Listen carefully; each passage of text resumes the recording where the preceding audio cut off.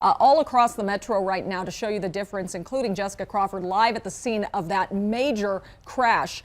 Let's start with Jason, though. He's going to get us out there. Jason, this is just has brought traffic to a standstill. Oh, it most definitely has. So this is the eastbound side of 6th Avenue is where this crash happened. After I-25, you go down the hill, you start coming up the hill, and that's where people saw a crash happen, and then they just kept running into each other because they just couldn't stop on that icy overpass. And it's basically an overpass all the way over here to Kalamath, this elevated portion. So that section is closed. Even the westbound side is closed down right now, and it's going to be that way for a long time, unfortunately.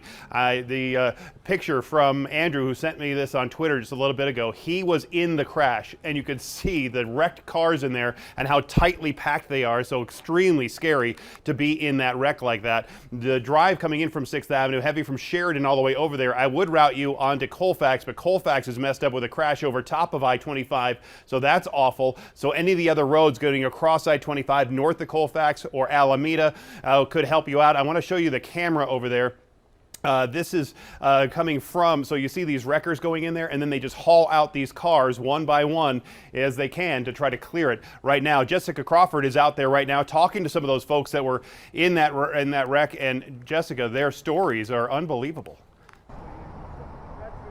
Yeah, Jason, and you have the right word for it. Also scary. But the thing is that as people begin to make their way away from the crash, I'm actually seeing a lot of people in good spirits. So many of them who did make it out of that crash okay, just happy to be able to move forward with their day, maybe even having a little bit more perspective on the day too. I'm going to step back and give you a look from my perspective here at 6th and Kalamath. So the scene appears to actually be moving back a little bit further. We're not seeing quite as many emergency vehicles, but we still have been seeing some vehicles that that did have damage to them being hauled off, and we still are seeing people leaving that crash scene and kind of making their way closer into downtown.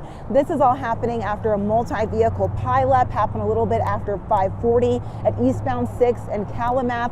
Multiple injuries, but we do not have a count on how many or the severity. Roads are still really slick out here. A lot of the people who really made it through this crash are just happy that they are okay. I spoke with one of them who has an incredible story of what he faced.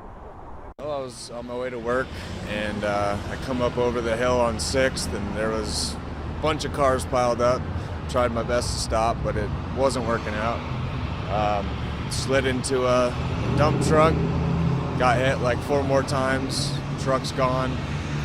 I'm all right though, so I guess everything's okay. My driver's side door is basically in my seat now. The truck's just gone, it's crazy. So glad that he was able to walk away from that crash. Now, we have a little bit of snow on the ground, not on the roads. Roads still slick. We had a pileup. Lisa, hard to imagine that with all this wintry weather today that we're having a warm-up tomorrow. Yeah, big changes. You're right. Within 12 to 24 hours here in Colorado, things can really change, and that's what we're going to see. But take a look at some of these snowfall totals. Boulder coming in at just over 6.5 inches there at the National Weather Service. Genesee 5 officially at the airport for Denver. Those totals at 4.5, and then closer to an inch downtown and in Aurora. So we had a few bands of snow that brought some areas of heavier snow to some parts of the metro area, and others just had a nice light coating. Still under some pretty cloudy skies. Things will clear out though here this afternoon. We're going to be in the mid to upper 20s to start. Teens and single digits in the mountains, but we'll get into the low to mid 40s here this afternoon. So it will warm up today a little. Tomorrow we're going to be about 20 degrees warmer. Unfortunately, it's because the winds are going to be picking up. So we do have a new set of alerts. It's a high wind watch for the northern Front Range mountains. Wind gusts up to about 75 miles per hour on Saturday. We'll take a closer look at those winds coming up here in a few minutes. Now, obviously, it's been a mess on the roads, but the other story is, Veronica, if you're not on the busy roads, it's really beautiful in some of those neighborhoods. I was going to say, fortunately, on this side of town where we are this morning, Green Valley Ranch, things are really different than they are towards 6th Ave, where Jessica is. It's a lot calmer here. It just looks really pretty, and it's been a good morning for drivers, at least in this part of town. You can see some of them behind me, a high school not too far from here, so there's some crosswalks in the area, but the actual streets, I mean, they're still looking a tiny bit damp. They're starting to dry out as we start to get more and more sunlight. The one thing that we have noticed in the past hour and a half or so is that it's felt much colder than it did really even earlier this morning when it was still dark outside, and even when we were still seeing some of that mist, which we're not seeing anymore. You are seeing the tiniest bit of ice on the shoulders of the road, but besides that, you guys, they are just damp. People are being good about driving. Earlier, we were seeing some blowing snow coming off some of the cars that were in front of us. You were using those windshield wipers quite a bit. That's not the case anymore. Again, things looking pretty good. People are bundled up because they're cold. Yeah. Back to you. Absolutely. Thank you, Veronica. You can get the Denver 7 weather updates anytime.